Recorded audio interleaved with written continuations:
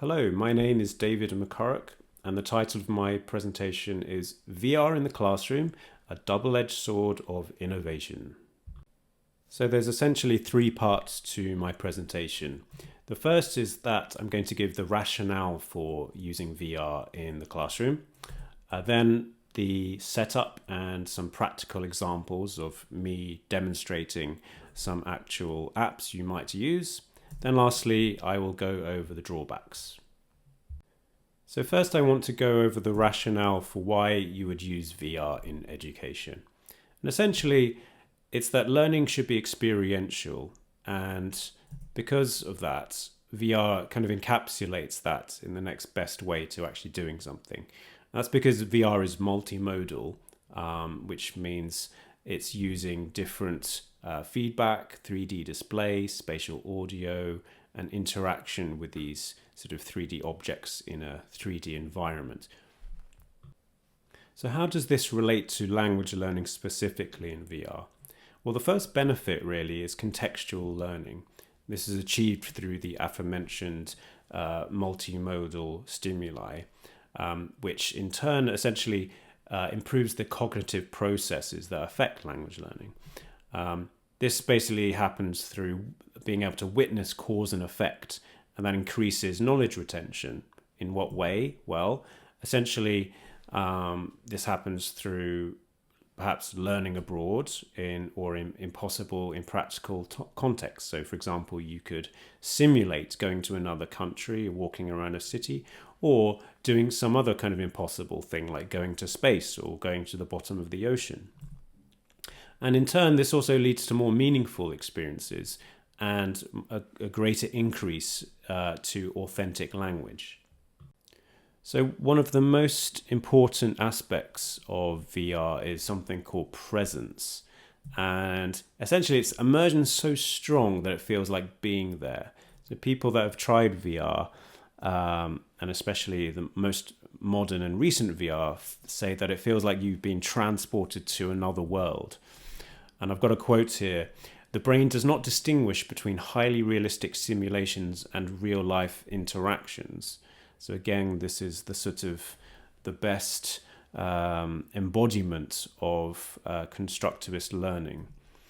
And if we think about it in terms of the neuroscience, it's that it feels like your consciousness has been transported and it's responding to stimuli, as in the things you see, hear, maybe even feel if you have tactile controllers, despite not knowing it's real. So it's this kind of tricking of the mind. And in terms of actual language learning benefits, it's been shown to increase lexical recall and retention. So in other words, students remember words and recall them more quickly. Another study's shown that it's also perhaps led to more complicated thinking for language learning. So maybe students can give more detailed answers or explain things better. So the final point I want to make is kind of, they overlap a little bit. So I put them together, and that's that VR increases collaboration and remote learning opportunities. So that could be either, as this picture shows, kind of in a in the real world, or in a virtual world, and that's the remote learning aspect.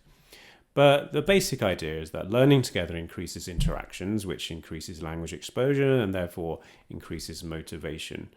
And so the difference with VR is that if you have an avatar, that can kind of decrease anxiety. And there has been some studies that have shown that speaking or interacting with others in this way can lead to a drop in anxiety and thus increase output.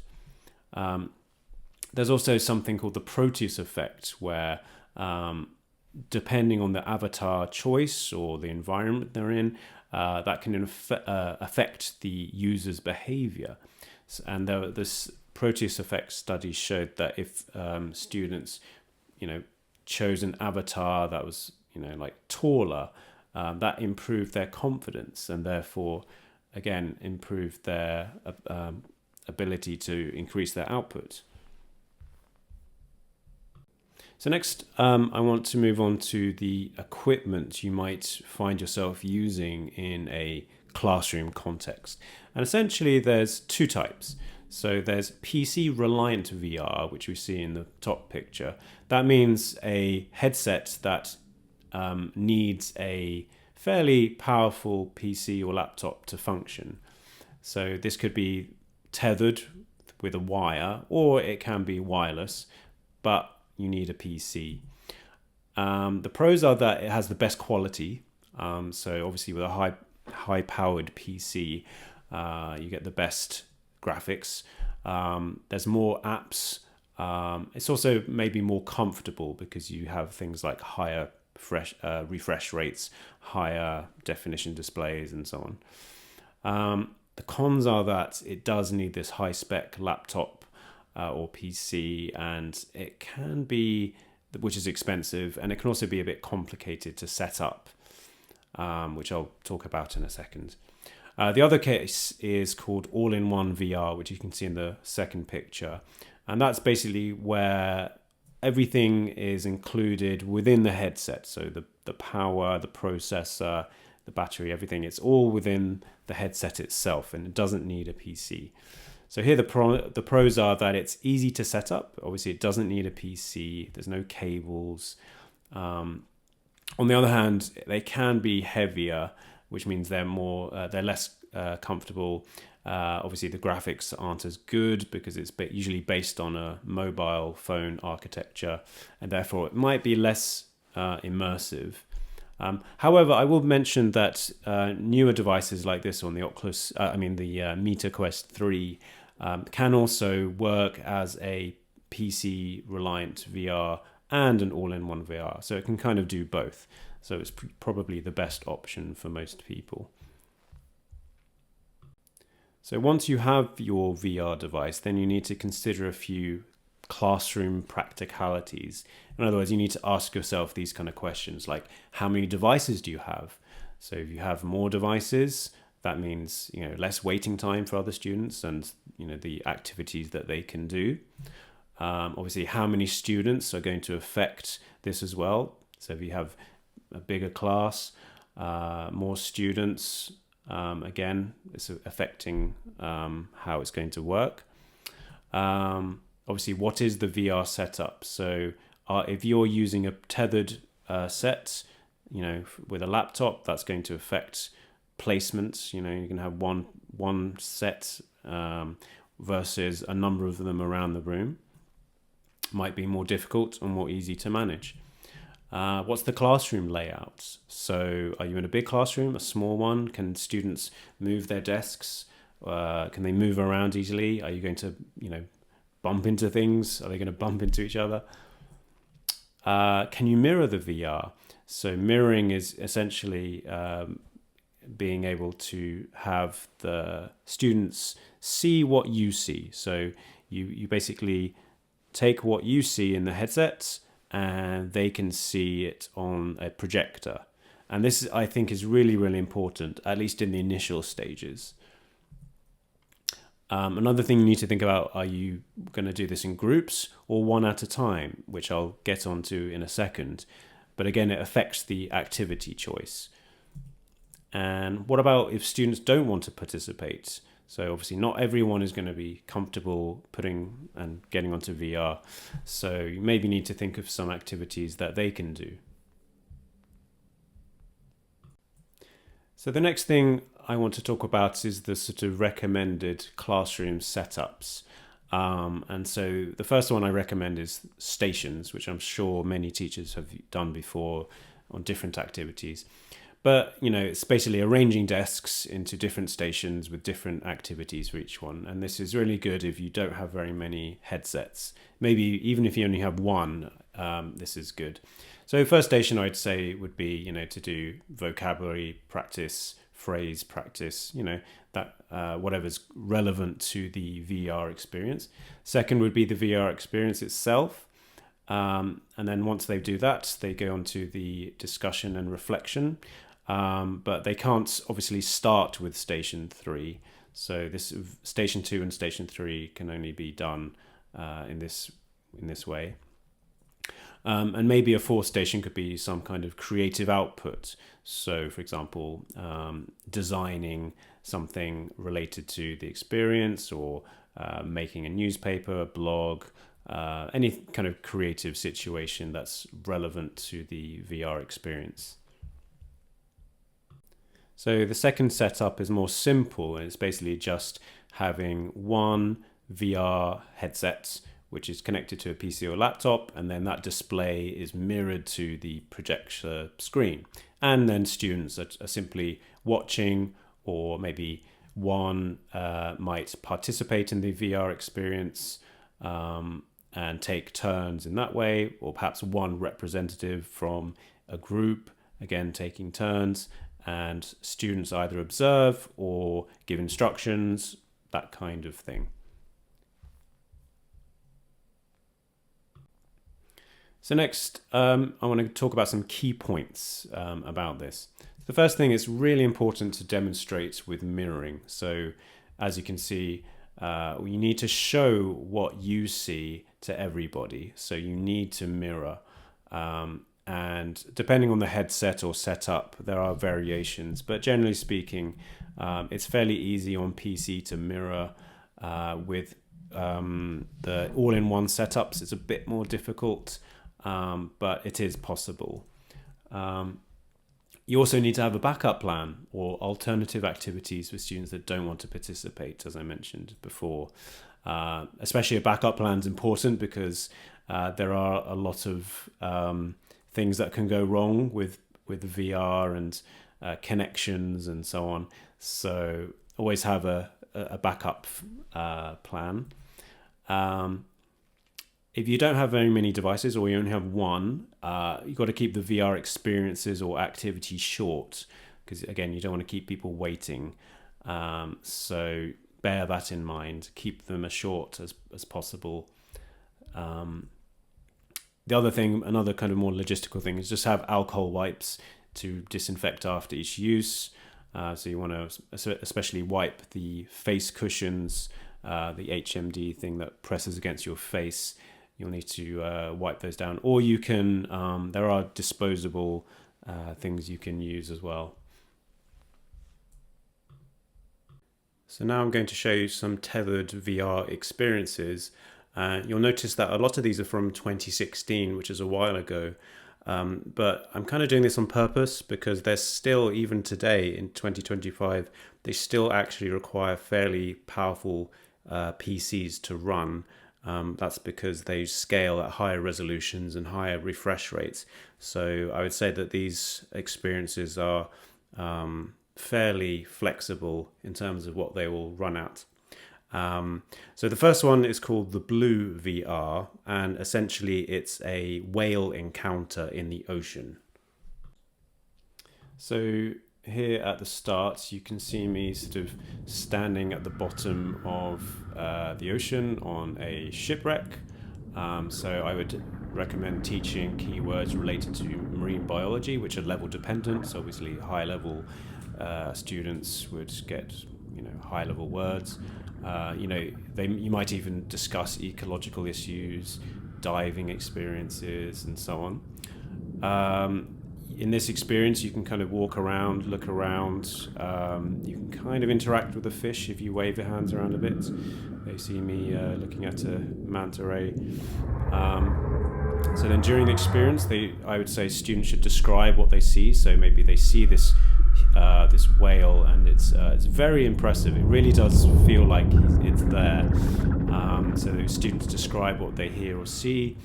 They could also get prompts from other students. So students could ask them, what do you see, what do you hear, and so on. And then at the end of the experience, they could perhaps write a reflection. Maybe they discuss how they felt.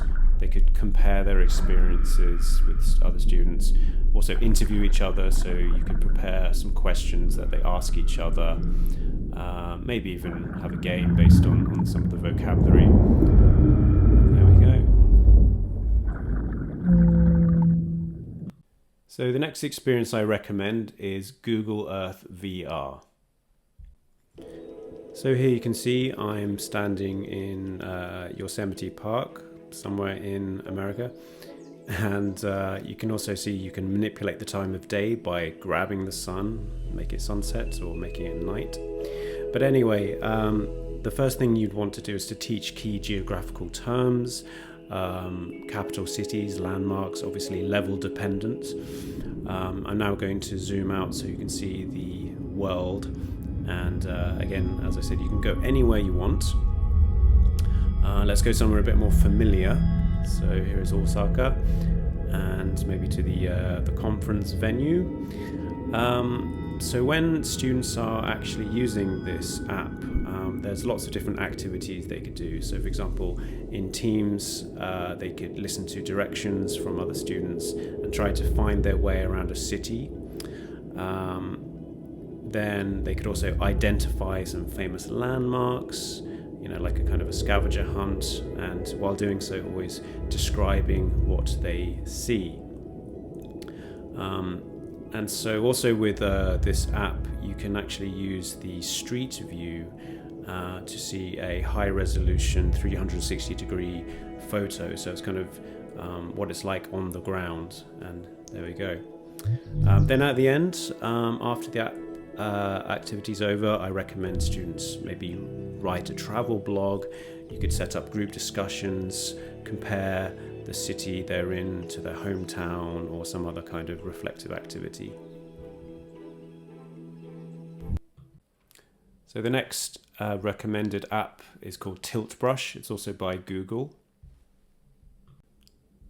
So Tiltbrush is essentially a 3D painting app, and because of that, it has a lot of different applications. But for the pre-activity, I'd say you maybe teach colors to lower level students, but more difficult shades for higher levels. You could obviously discuss famous artists or art styles, and that means talking about abstract art or the types of textures or brush strokes and so on. Here you can see me showing the different kind of brushes you can use. So during the experience, you can have something, for example, where students play a game where teachers describe something and they have to draw it.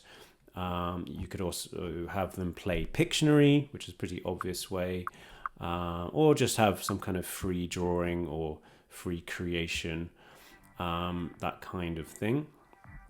And then as a post-activity, you could have them describe their artwork to others. So you could the teacher could collect them because you can save these, and then compare it to the answers as part of the game. You could have groups, play a game where they auction their artwork as part of another game, have bidding and that kind of thing, or compare it to other famous works of art and get into discussions about that kind of thing. There's lots of different things you can do with this. So the next one is called the lab, the solar system. So this is an example of a kind of space or astronomy kind of app. There are much better ones, but this is just an example. But yes, you can sort of see the solar system in 3D. So obviously you would teach astronomical vocabulary, again, dependent on the level. If you're doing a CLIL course, you could do something a bit more complicated and using more science things. Here you can see I'm sort of bouncing Jupiter like a ball. And then you could maybe compare it. So students, and you can do games where students have to find the correct planet, compare sizes using comparatives and superlatives. Then you can see throw the planets around. But then at the end, you could do a planet quiz, some creative writing, and other vocabulary-based games. So the last one is called the lab, the human body. So again, there are better and more detailed apps. Again, this is just an example of the kind of thing you can do. So here you would teach human body vocabulary, again, level dependent. And again, if you're doing a CLIL course, you could have really in-depth things. Then you perhaps could have students identify structures You could have a sort of game where the students have to be the fastest to find and describe what they see. And then at the end, some creative writing, maybe on the future of medicine, doctor role plays, vocabulary and quizzes. So finally, let me get into some of the drawbacks for VR in the classroom.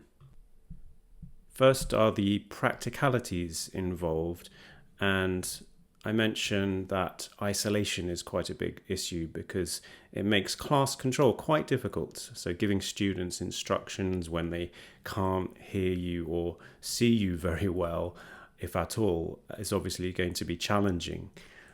Then there's the device costs. So these things are pretty expensive, especially for the newer models. And obviously the more of them you have, it's going to multiply this.